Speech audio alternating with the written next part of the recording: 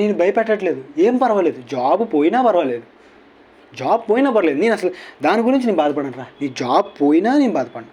కానీ కానీ ఈ టర్మ్స్, ఈ స్కిల్స్ నువ్వు నేర్చుకోకుండా, ఈ ఈ సెక్టార్స్ నువ్వు డెవలప్ చేసుకోకుండా ఉంటే మాత్రం నేను ఖచ్చితంగా బాధపడతా. అందులో ఉన్నా సరే నేను బాధపడతా, నేను ఖచ్చితంగా బాధపడతాను రా. జాబ్ పోయినప్పుడు నేను బాధపడను. నేను నిజంగా చెప్తున్నాను, జాబ్ పోతే నాకు అసలు వెల్ అండ్ గుడ్. కానీ ఈ లోపల వాటిని మొత్తాన్ని మనం యూజ్ చేసుకొని, ఆ డబ్బుల్ని, ఆ టైంని, వాటిని మొత్తాన్ని మనం యూజ్ చేసుకొని మనం ఎదగాలి అంటున్నాను. అంతే తప్ప నేను ఏదో పిటిషన్ ఎవడో వేసేస్తాడు, పెచ్చనా కొడుకులు కాదు అంత ఈజీగా జాబ్ తీసేయడానికి. ఎవరితోనే రికమెండేషన్ చేయించుకోవచ్చు. మనకు సర్కిల్ ఉంటే పక్కాగా మనకి మళ్ళీ మన జాబ్ మనకు వచ్చేసింది. అంత ఈజీగా తీసేరు, అది పక్కాగా తీసేరు, పక్కాగా మళ్ళీ వస్తుంది. కానీ ఇందులో ఉండడం నాకు ఇష్టం లేదు. ఒక కారు కొనాలి అంటే శాలరీ మీద ఎదురు చూసే చూపులు నాకు వద్దు.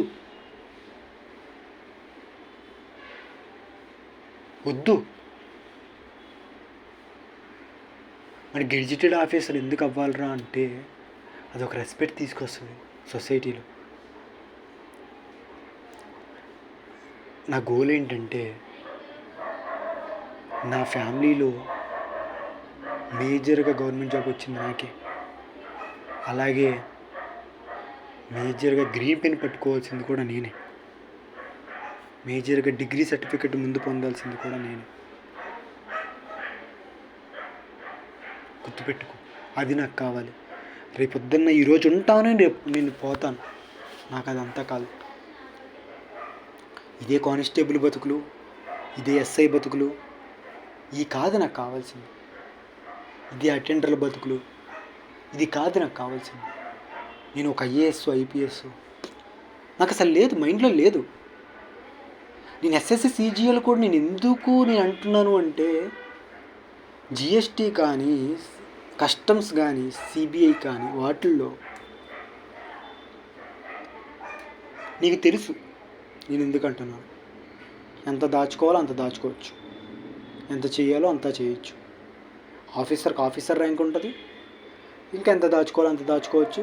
మన టైం మనకు ఉంటుంది, దాన్ని ఇన్ఫ్లుయెన్స్ చేసుకుని మనం సంపాదించుకోవచ్చు. అందుకని నేను అంటున్నాను, నేను చెప్పాను కదా, business sector is my back bone. End of the day నేను ఎక్కడున్నా, ఏ పని చేస్తున్నా సరే, నాకు ఒకవేళ జాబ్ పోయినా business sector as my back bone. ఎందుకురా గణేష్ ఇప్పుడుకిప్పుడే నువ్వు స్టార్ట్ చేసుకోవచ్చు కదా అంటే, అరే నాకు ఎవడో చెప్పలేదురా హెల్త్ ఇన్సూరెన్స్ కట్టు అని. నాకు ఎవడో చెప్పలా. అది పోస్ట్ ఇన్సూరెన్స్ నాకు ఒకవేళ ఒకళ్ళు రిఫర్ చేసినా సరే నేను అంత ఈజీగా నేను ఇట్టాను.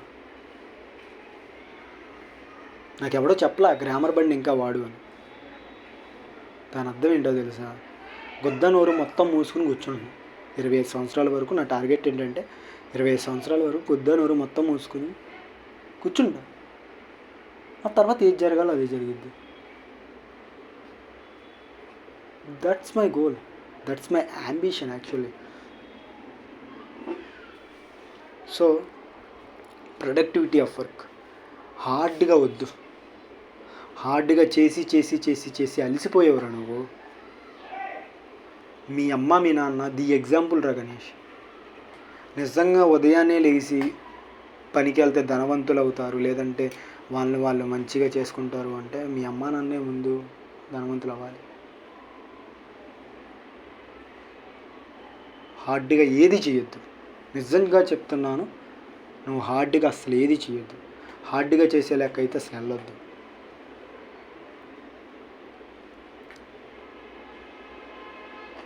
హార్డ్గా చేసే లెక్క అయితే నువ్వు వెళ్ళొద్దు. స్మార్ట్గా చెయ్యి. దానికి ఎంతైతే కావాలో అంత ఇవ్వరా. అర్థమైందా? ఆ వర్క్కి ఎంతైతే కావాలో అంత ఇవ్వు. అంతకుమించి ఎక్కువ ఇవ్వము. ఏదైతే మనం వర్క్ చేస్తున్నామో, ఇప్పుడు ఏదైతే ఇది చేస్తున్నామో దీనికి ఎంత కావాలి, నాకు క్లారిటీ వచ్చేంతవరకు కావాలి. నీ క్లారిటీ వచ్చిన తర్వాత నువ్వు ఇంకా సోది చెప్తానంటే నాకు వద్దు. నాకేంటంటే ఆ ప్రొడక్టివిటీ ఆఫ్ వర్క్ ఏదైతే ఉందో, అదేనా ఆ ప్రొడక్టివిటీ ఆఫ్ వర్క్ ఏదైతే ఉందో అది ఏమంటున్నా, అది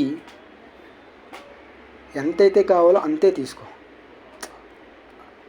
ఎంతైతే చేయాలో అంతే చేయాలి, అంతకు మించి ఎక్కువ చేయొద్దు. ఎక్కువ చేస్తే అది హార్డ్ వర్క్ అవుతుంది. ఎంతవరకు అయితే చేయాలో ఎంతవరకు అయితే చేయాలో అంతవరకే చేయాలి. అంతకు మించి ఏమంటారు, ఎక్కువ వెళ్ళొద్దు.